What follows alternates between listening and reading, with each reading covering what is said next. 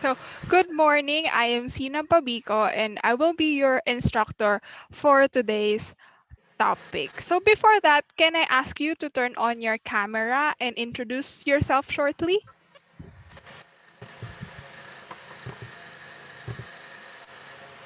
Hi, my name is Kyle. Okay. Hi, Kai.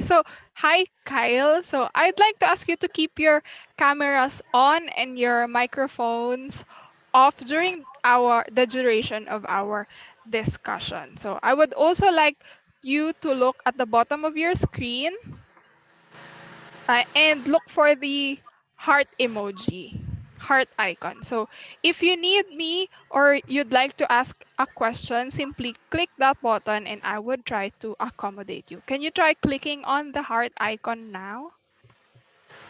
Okay. Thank you. So before we start our formal or our actual discussion, would you like to play a game? Sure. Okay. Are you familiar with Jack and Poy? Yes. Okay, Yes. so we will play that, but we will play the ancient Greek version. Are you ready for it? Sure. Okay, what we will be playing is a game called Mora. So we'll both reveal a hand extending any number of fingers. So it could be 0, 1, 5, depending on you. And while revealing that hand, we'll also call out a number, trying to guess the number of figures that the other would reveal. So most number of correct guesses wins. Okay? Did you get the instruction? So instead of saying Jack and Poy, let's just say Mora and then the number. Okay? Okay. So unmute yourself now. So let's do a trial run. In 3, 2, Mora 2. Okay. You will try to guess my number and I will try to guess your number. Okay? Okay. Okay, one more time. So, Mora 5? Okay, I'm correct. Okay, one more. Mora 2. Okay, we're both wrong. Next, Mora 5? We're both wrong. Okay, last one. Mora 5? Okay, we're also both wrong. So, nobody won. So that's the ancient Greek game called Mora. Are you now interested to learn more about the ancient Greek culture?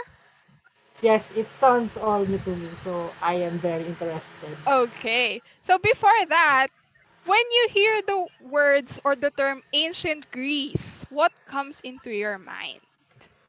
Uh, Parthenon, Athens, Greek mythology, that those kinds of things. Ancient Greek civilization calls to mind Parthenon, Athens, and Greek mythology. But other than that, you should also call to your mind food. Okay, so let me share my screen. Okay, so food, diba? Food. In any point in any time, food is an integral part of any civilization, right?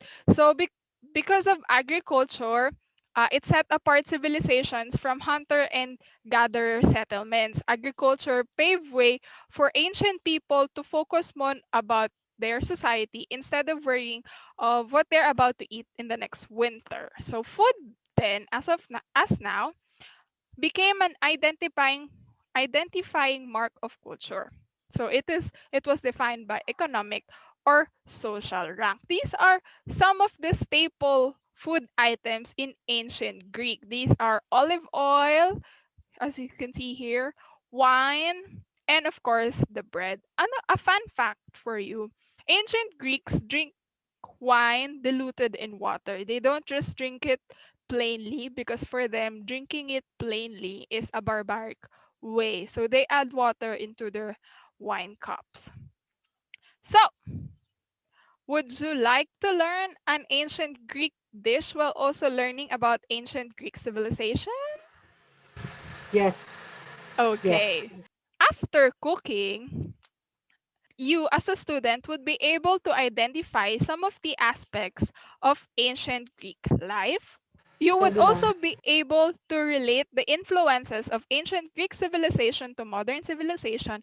And lastly, at the end of our cooking, you would be able to compose an essay applying ancient Greek culture to modern situations. So let's start cooking. What we will be cooking today is called fasolata. This is it's informally called a national Greek dish because it's part of the menu every week in any ancient Greek household, and it uses very simple ingredients, but it requires a very long period of time for prepping and for cooking. So these fasolata or white bean soup, it also has its Italian, Portuguese, and Brazilian counterparts. So that is what we'll be cooking today. So let's start cooking. Our dish, fasolata, calls for its most important ingredient, which is 1 pound of dried white beans, as you can see here. If we're talking about ancient Greek civilization, this will be comparable to the country's geography. Ta-da! This is a map of ancient Greece, as you can see there. Ancient Greece, as we know it now as a country, did not exist during ancient times. This country that you see, it is not yet on the map. The earliest recorded settlers in ancient Greece were the Minoan culture, named after their King Minos. So it was centered in the island of Crete, right here at the bottom of the screen, at the bottom of our map. This was where the oldest recorded civilization of ancient Greece were found. So the country was considered a peninsula of the Balkan states. Do you know what the word peninsula means, Mr. Uh, Kyle? Peninsula is a group of islands adjacent to land. Yes, that's If correct. I'm right. Peninsula. Yeah. So the Philippines, we are an archipelago, right? We are a cluster of islands. Peninsula, on the other hand, this is a land that is connected to another land, but the majority of it is surrounded by water. So in Greek's case, it's connected by the Balkan state right here at on its north part, and it is surrounded by water. On its east, it's surrounded by the Aegean Sea. On its south, it is surrounded by the Mediterranean Sea, and on its west, it's surrounded by the Ionian Sea. So it's a peninsula. Okay, moving forward. Although Greece doesn't have very good farmable lands, Greece has lots of water, bodies of water surrounding it. The culture of Greece progressed into becoming a very powerful maritime force. So, although they don't have very good lands, they have very good maritime power.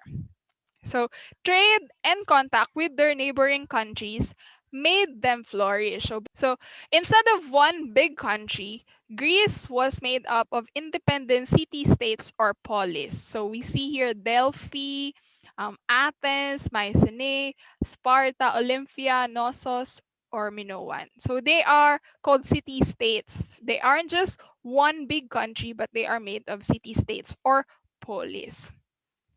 Okay, so that is the geography of Greece. Our next ingredient that we will add into our pot is, oops, water. So the next biggest amount in our cooking is 10 cups of water. And another huge aspect of ancient Greek civilization, a large part of ancient Greek civilization is its history. So let's go into Greek's history. So around 1700 BC, while the Egyptians were building their pyramids here in Memphis, and the Babylonians were building their Tower of Babel right there, somewhere there. The Minoans were living their peaceful lives when the Mycenae, right here, if you can see my mouse, it's moving. The Mycenaeans invaded the Minoans. So the Mycenaeans culture was rich and all about trade. This was around 1350 BC.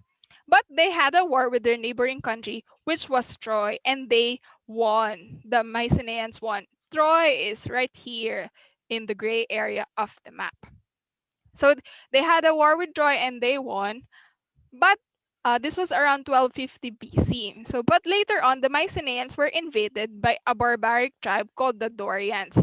The Dorians were from the north, and they invaded the Mycenaeans. So this invasion ushered the Dark Ages in Greece. Around it lasted from 1200 to 800 BC. During this time, literacy fell, but also, it was also during this time that Homer wrote of the adventures of the Greeks and Trojans, the Iliad and Odyssey.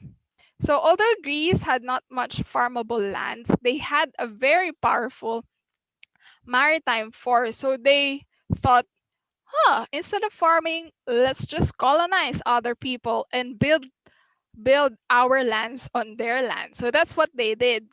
This little red area here colonize all of those red areas there. See? So the assembled tribes became city states, and these city states, they are independent states centered around an urban city, and each city state or polis have their own form of government, their own way of living, own way of culture, their own army, etc., etc. They're very independent, but they are tied together by their maritime force. So what they did, the city states, they invaded lands, and their area of power reached from Marseille of France right here to the Tanais of Russia right there, to southern Italy right here, and to Asia Minor right here. Very large area. So later on, Sparta transformed into a military polis, and Athens became uh, the center of culture in Greece. Athens became the most powerful in around 508 BC. And also during that time, they decided to institute a new system of rule by the people called democracy. But only men could vote. Women can't vote at this time. So while the city states are flourishing, the Persian Empire was creeping on its east. This is the Persian Empire, the whole of the Persian Empire. And this is Greece right here in the left side, very little. So the Persians tried to invade the city states, but Athens, who was spearheading the war effort, and the maritime force of the city states pushed back the threat. So Athens versus Persia, Athens won. So Athens at this time became the leading state of Greece around 499 BC, and the classical Greek culture was born. Sparta grew jealous of Athens. Sparta is right down here. Grew jealous of Athens, so they decided, I want your influence, so I would fight you into a war.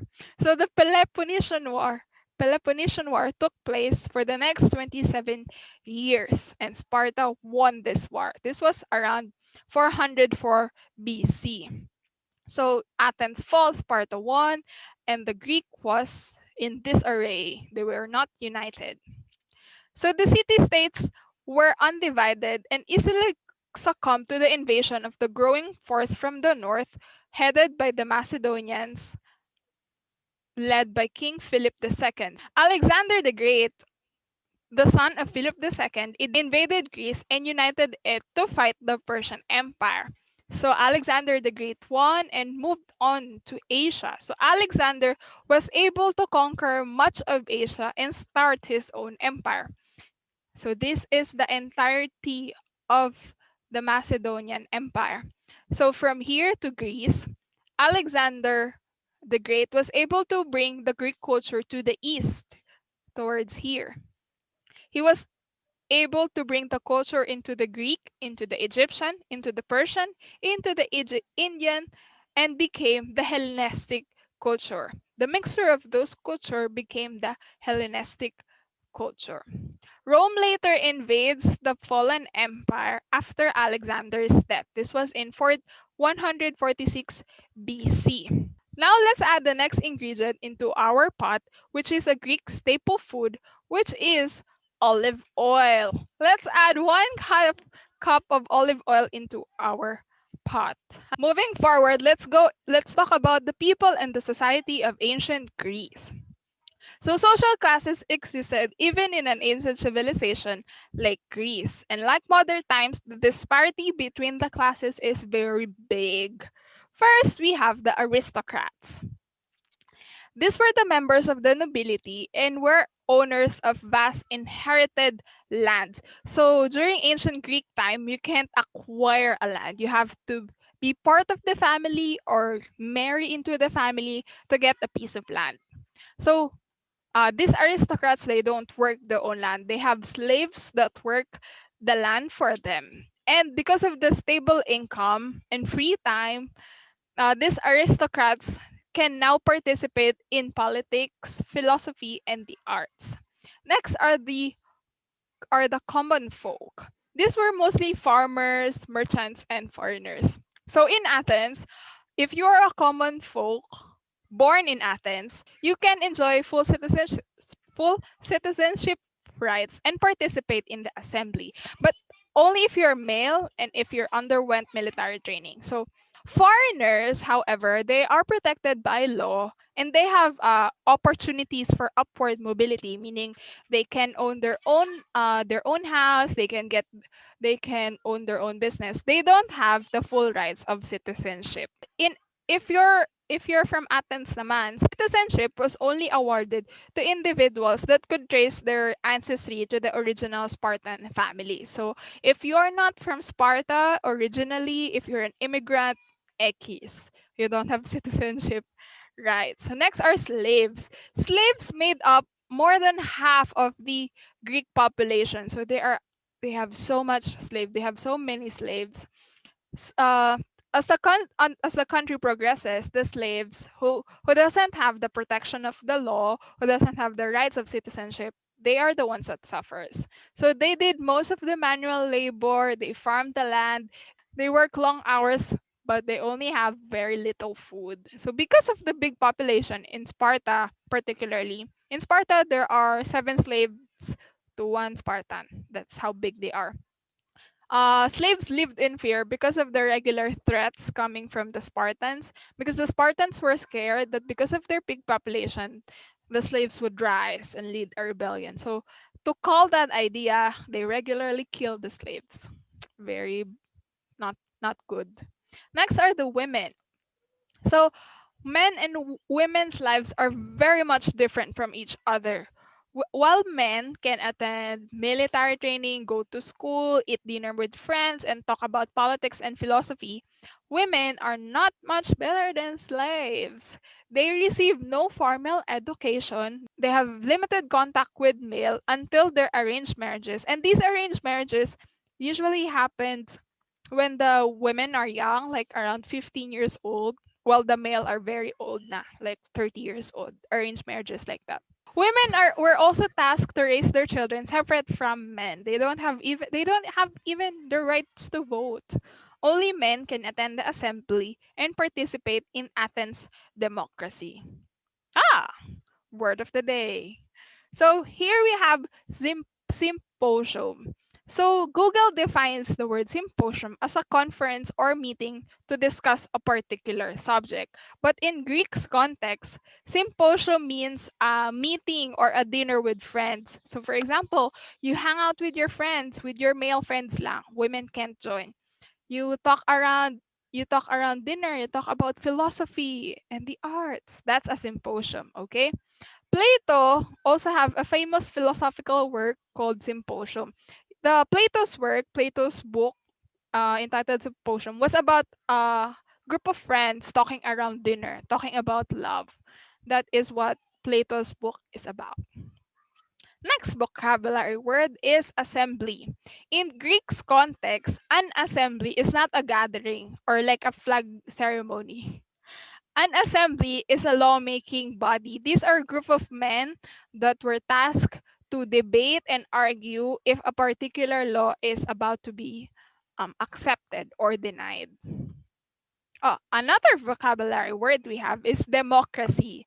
As stated, democracy was founded in Athens. So, democracy is a system of government by the whole population or the eligible members of a state, typically through elected representatives. Although the version of democracy that existed way before, it's very different because the democracy we have right now, we can kind of call it oligarchy, wherein a number of people control the entire country. Democracy then, anybody can join into the voting and into the debates just as long as you're a male and you've done your military training. Women at the time can't vote. So, for example, you have a town with 500 males. They can all attend the debate. Okay.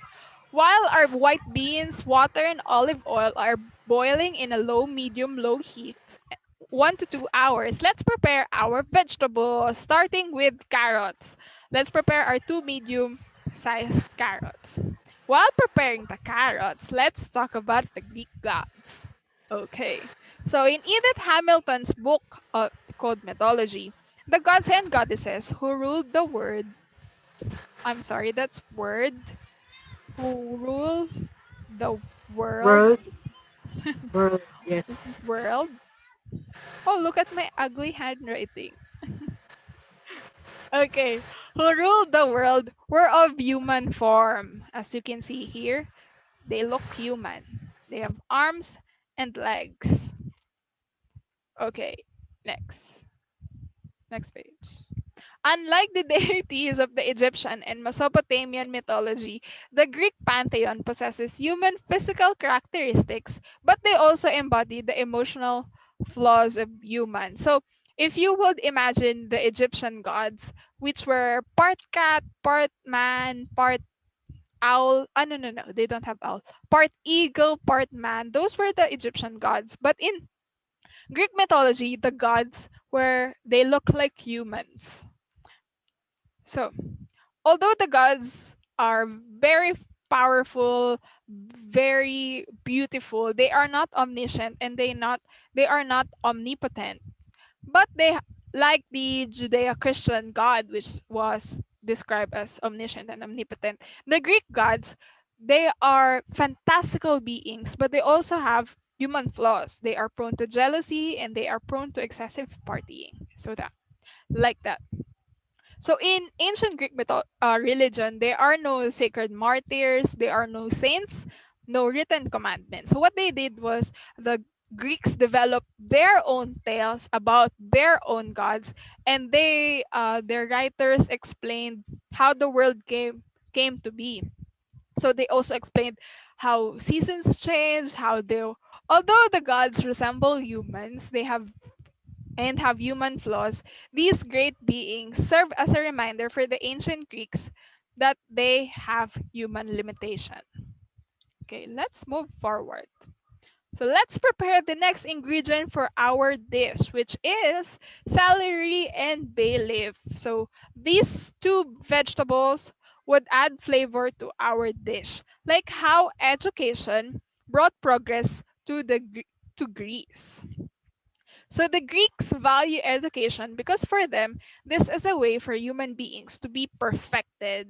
For them, it's a way closer to their gods. So what the Greek teachers teach their own students to develop their own ideas and think for themselves. So apart from teaching modules and such, they also taught their students to develop their own theorems, to develop their own uh, ideas, their own arguments, and such.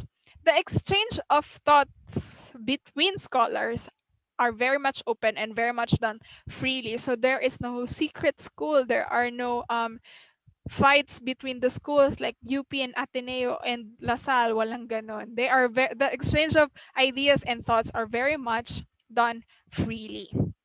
Here, as you can see in the background, this is a fresco done by Raphael for the Vatican. So this is This work is titled "The School of Athens," done by Raphael for Vatican.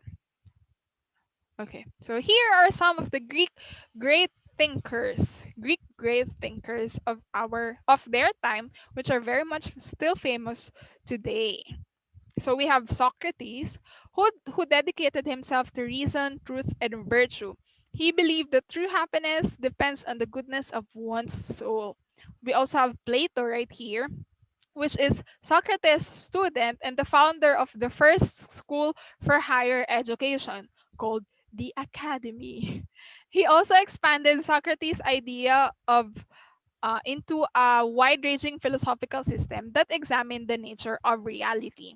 Next, we have Aristotle, Plato's student and the tutor to Alexander the Great, the Macedonian prince. He emphasized scientific observation and uh, very studied plants, animals, human body, language, literature, ethics, politics, and logic. Madami siyang degree, Aristotle. So, although these great thinkers are not with us anymore, their ideas and teaching, born from the Isles of Greece, were shared to the world through wars and invasions. So people adapted the Greek's alphabet, people adapted the language, their myths mix with the other deities of the other countries. Officials during Alexander the Great's reign, the officials in Asia spoke Greek. So the Romans also read Greek literature in the original Greek language. That's how very much wild the influence is of Greece. So I'd like to ask you if you can name another Greek thinker. Can you name another Greek thinker apart from what was listed?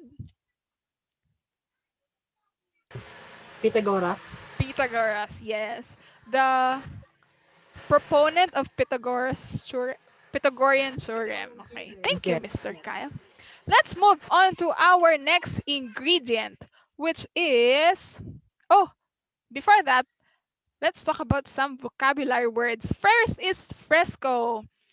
Fresco is a painting done rapidly in watercolor on wet plaster on a wall or a ceiling so that the colors penetrate the plaster and become fixed as it dries. So, shortly, fresco is done on a wet wall, and when it's dried, the colors would bloom out of the wet wall. Let's proceed to the next ingredient. 1 can of tomatoes. So after an hour, we'll be adding the vegetables into the pot of white beans and olive oil. We'll wait for another 30 to 45 minutes for all the vegetables and the flavors to meld together. So another very special ingredient of ancient Greek civilization is its arts.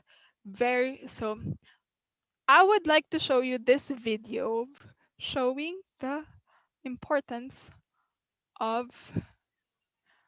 ancient Greek art.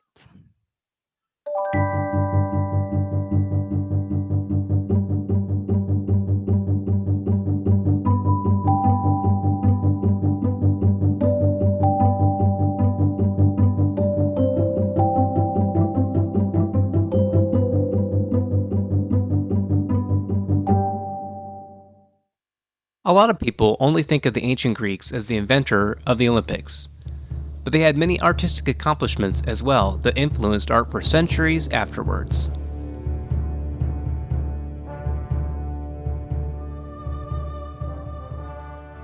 The philosopher Protagoras claimed, "Man is the measure of all things," so the human body became the central focus of ancient Greek art. Sculpture was marked by a celebration of athleticism and strength. Because of this exaltation of the human form, most statues are, well, naked. The Greeks made ceramic vessels for all kinds of uses. Some were used for drinking out of, and some were used for storing food, cosmetics, and perfume. There were 3 periods of vase painting. In the geometric period, designs and figures were painted on with black slip. The figures and animals depicted were very abstract and, as the name implies, were very geometric. Black figure pottery is what most people think of when they think of Greek ceramics. Artists would paint large areas of the pot in black slip and scratch away details which revealed the red clay underneath the slip. Finally, in the red figure period, most of the vase was painted with black slip, except for the area where the figure was depicted. Details of the figure were now painted on with exquisite detail. The Greeks worshipped a myriad of gods and had countless temples dedicated to them. Most temples were made of tall columns with a triangular shape on the top, called a pediment. This style of architecture has influenced numerous architects, and its influence can still be seen in our buildings today. The Greeks celebrated the human body in their art and built large temples. Their influence on art and architecture has lasted long after their civilization fell.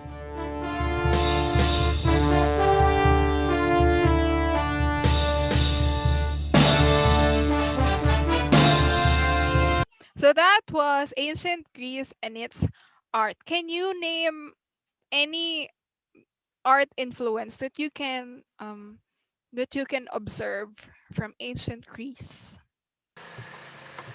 The columns on the lower right, Yeah, uh, this one.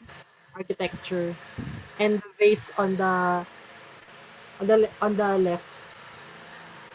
Those are the only things that I can recognize so far. Yeah, that's all right.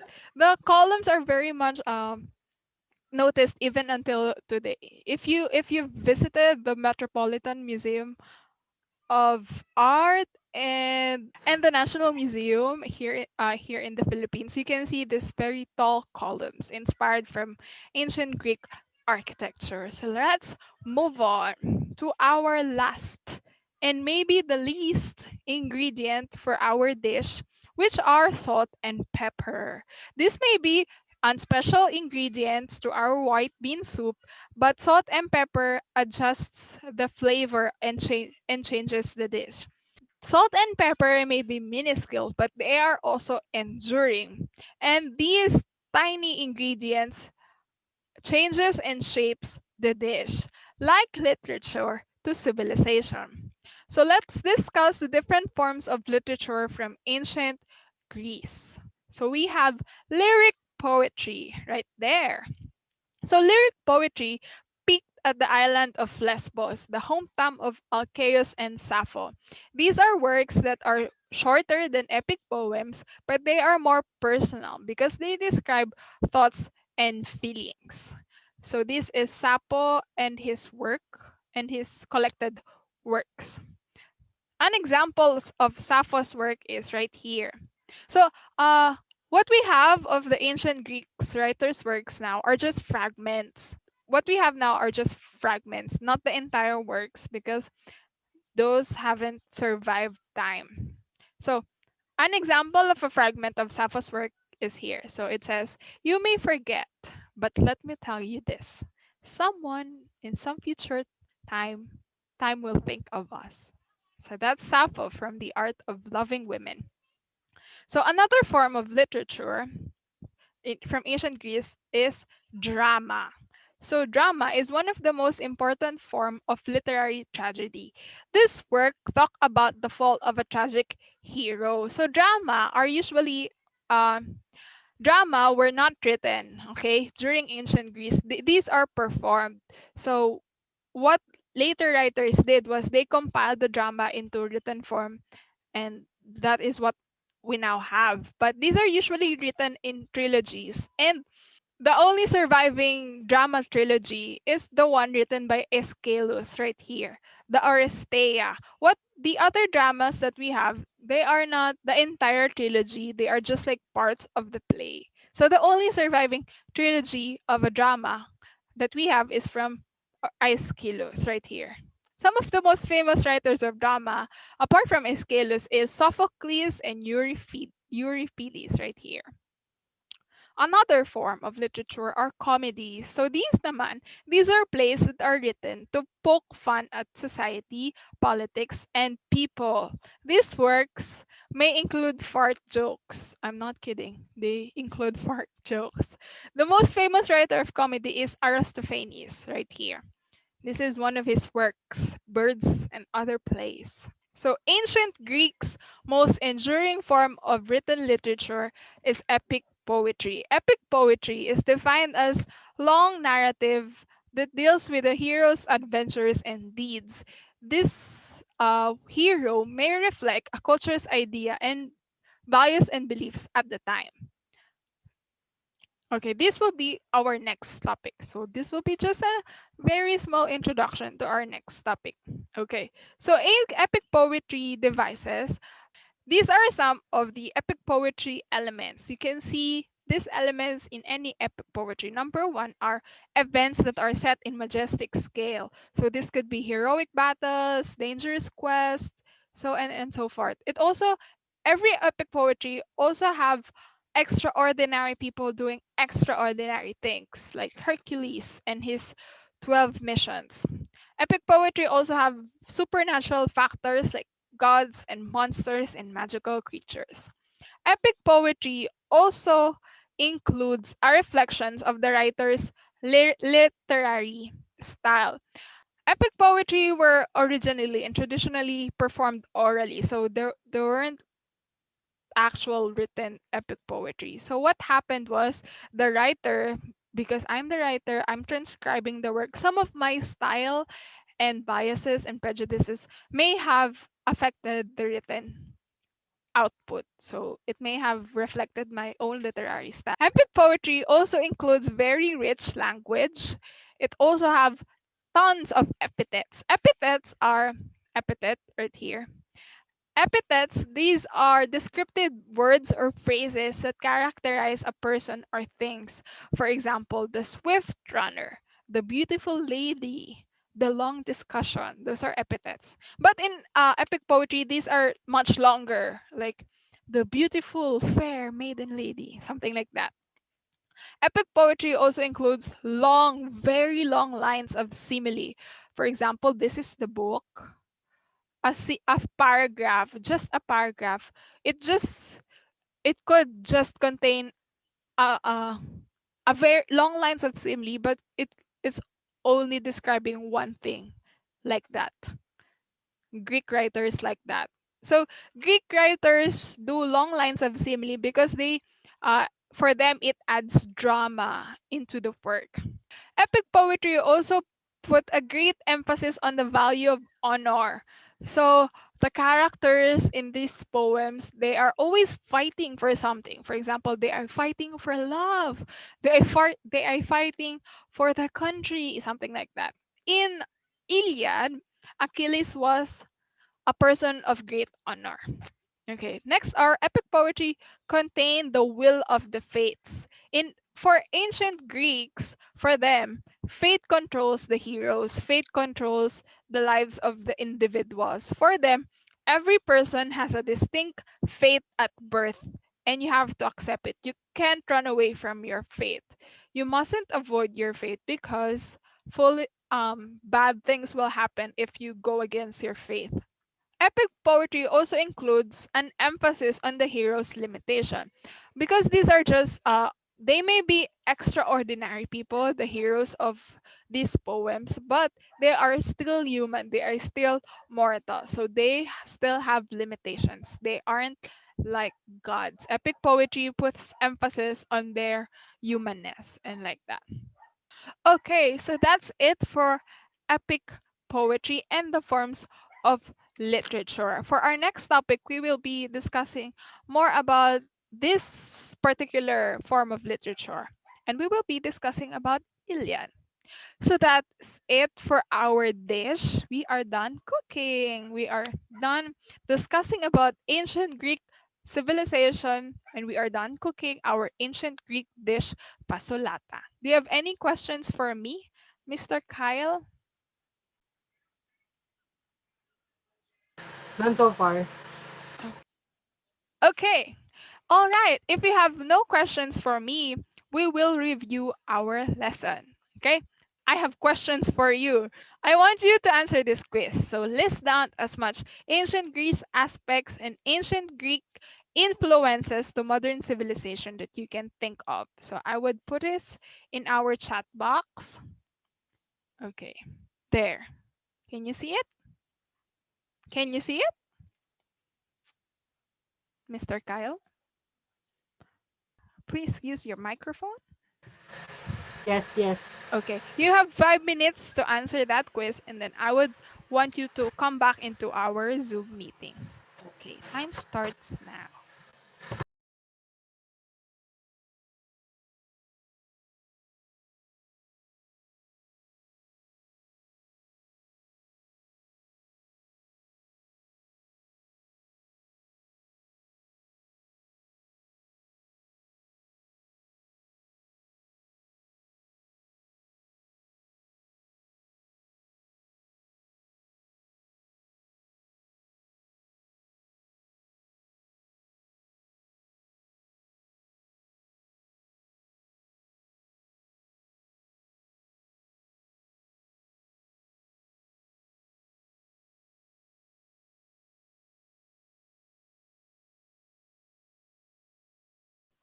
Okay, good job. Did you have a hard time doing our quiz?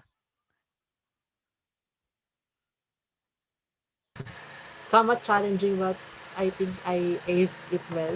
Okay. So if you had fun doing that, I have another task for you. So for your assignment, I want you to go to this link. I will put this in our chat box and read the prompt. So the instructions will be inside the link. So you may read inside other references aside from our lesson. So you have until our next meeting to do this task. So, this task will prepare you for our next topic, which will be about the epic poem Iliad. So, I'm sending it now to our chat box. Can you see it?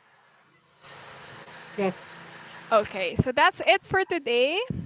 Thank you, Mr. Kyle. Thank you also. Have a good day.